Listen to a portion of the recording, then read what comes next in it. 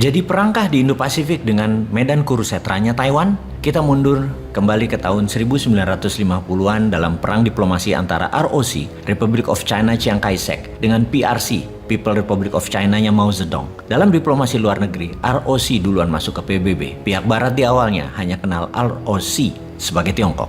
Lalu di tahun 1954 terjadi krisis Selat Taiwan pertama, di mana awalnya adalah Chiang Kai-shek menempatkan ribuan tentara di dua pulau Taiwan, yaitu Pulau Kinmen dan Pulau Matsu, yang sangat berdekatan dengan mainland Tiongkok. Dijawab dengan keras oleh Mao Zedong, dua pulau itu dibombardir peluru dan roket. Kemudian terjadi lagi di tahun 1958, krisis kedua Selat Taiwan. Kembali dihajar bom dua pulau tersebut oleh Mao Zedong dari PRC. PRC tujuannya satu, mematahkan rantai Taiwan agar tidak bisa masuk daratan Tiongkok. Di antara ketegangan politik dengan Tiongkok daratan, ekonomi Taiwan di tahun 1960-an hingga tahun 1980-an, ekonomi Taiwan boom, sukses besar. Ekspor tumbuh besar dan inilah era Made in Taiwan mulai menguasai dunia. Di sisi RRC atau PRC, mereka melakukan lobby politik dengan Amerika tentunya, dan Amerika mulai melihat raksasa tidur yang bernama Tiongkok daratan. Dan untuk mudahnya diskusi kita satu katakan, Tiongkok. Oleh Kissinger, Menteri Luar Negeri Amerika yang legendaris, melihat Tiongkok jauh lebih berpotensi ke depannya sebagai mitra Amerika, di mana di tahun 1971 Tiongkok menjadi diterima dunia sebagai the real China dan masuk ke PBB. PBB ambil Tiongkok dan membuang Taiwan. Kemudian Chiang Kai-shek meninggal di tahun 1975 dan musuhnya Mao Zedong meninggal setahun kemudian di tahun 1976. Estafet kepemimpinan dilanjutkan ke Deng Xiaoping yang kemudian membuka pintu investasi barat terutama Amerika ke Tiongkok. Deng juga punya strategi unik, yaitu membuka jalur ekonomi dengan Taiwan. Bahkan oleh Deng Xiaoping, mereka boleh saling mengunjungi keluarga dari para pihak yang dulu terpisah. Perdagangan dua wilayah berkembang, tetapi tidak ikatan emosi serta ikatan budaya dua wilayah tersebut. Bahkan semakin buruk hubungannya. Masyarakat Taiwan yang ekonominya jauh lebih baik mulai mengidentifikasikan diri mereka sebagai orang Taiwan, bukan orang Tiongkok lagi. Mereka menjadi Taiwanese, not Chinese. Di tahun 1992, Partai Komunis Tiongkok mulai melakukan program jangka panjang, menyatukan satu Tiongkok yang melahirkan pandangan One China Policy, di mana hasil Kongres Partai Komunis Tiongkok menyatakan akan menyatukan kembali Taiwan ke dalam Tiongkok, reunifikasi dua Tiongkok, semua di bawah kendali Beijing dan Selat Taiwan untuk di bawah kendali Tiongkok. Di sisi Taiwan sekarang, Taiwan adalah negara demokrasi penuh. Ada multipartai di negara Taiwan. Misalnya, ketika di tahun 2000 Taiwan memilih Cheng Shu-ban sebagai presiden Taiwan. Dan dia mulai menyatakan akan mendeklarasi kemerdekaan Taiwan untuk membuat Taiwan menjadi negara sendiri, bukan Tiongkok. Tiongkok tidak siap dengan langkah Taiwan waktu itu dan mulai membuat konsensus baru.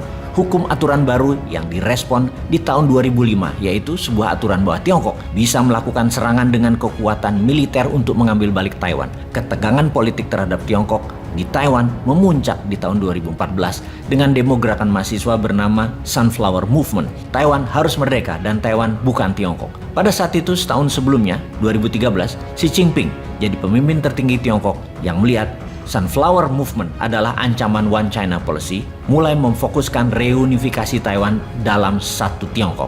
Xi Jinping yang punya romantisme sejarah mulai menggaungkan China Dream, impian Tiongkok untuk menjadikan the greatest country in the world. Salah satunya mengambil Taiwan kembali. Diawali dengan model Hong Kong, One Country, Two System. Melakukan diplomasi ke Taiwan, diawali dengan diplomasi penyatuan Taiwan ke Tiongkok, One Country, Two System.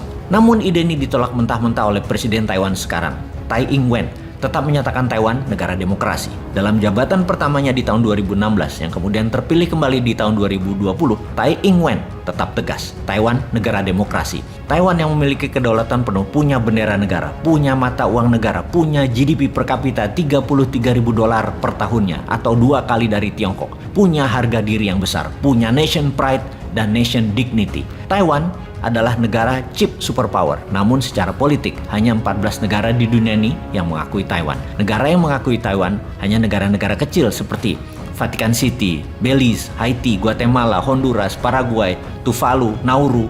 Dunia lain menganggap Thailand sebagai breakaway province atau provinsi Tiongkok terpisah yang akan diunifikasi kembali dengan Tiongkok. Ketika ulang tahun ke-100 PKC Partai Komunis Tiongkok, Xi Jinping dengan tegas mengatakan Taiwan akan bersatu kembali dengan Tiongkok tidak lebih dari 1 Oktober 2049, tepat ulang tahun ke-100 kelahiran negara Tiongkok. Xi Jinping berambisi menyatukan Taiwan adalah prestasi yang tidak bisa dilakukan oleh siapapun pendahulunya. Mao Zedong tidak bisa melakukannya, Deng Xiaoping tidak bisa melakukannya, Hu Jintao juga tidak bisa melakukannya. Hanya Xi Jinping yang bisa melakukannya, yang akan menempatkan dirinya sebagai pemimpin Tiongkok terbesar, tertinggi pencapaiannya. Xi Jinping dalam masa jabatannya harus mengambil Taiwan. Xi Jinping dengan ambisinya bahkan mendaftar perusahaan-perusahaan yang ada di Taiwan sebagai made in China, menjadikan mereka perusahaan Tiongkok labelnya di bursa dan pasar dunia.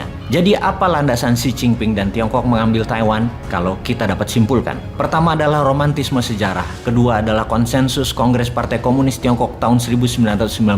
Sementara di sisi Taiwan, hasil survei tahun 2020 mengatakan bahwa 92% penduduk Taiwan menyatakan diri mereka Taiwanese, hanya 8% yang menyatakan diri mereka adalah Chinese. Di survei tahun 1992, 26% masih menyatakan diri mereka Chinese. Tahun 2020 hanya tinggal 8%. Identitas rakyat Taiwan semakin solid dan ini membuat Xi Jinping tidak suka jajak pendapat tersebut. Karena hal ini akan menambah sulit menyatukan kembali Taiwan jika terlambat penyatuan Taiwan ke Tiongkok. Apalagi Taiwan keburu menyatakan kemerdekaannya. Warna nasionalisme rakyat Taiwan semakin menjauh dari Chinese Tiongkok.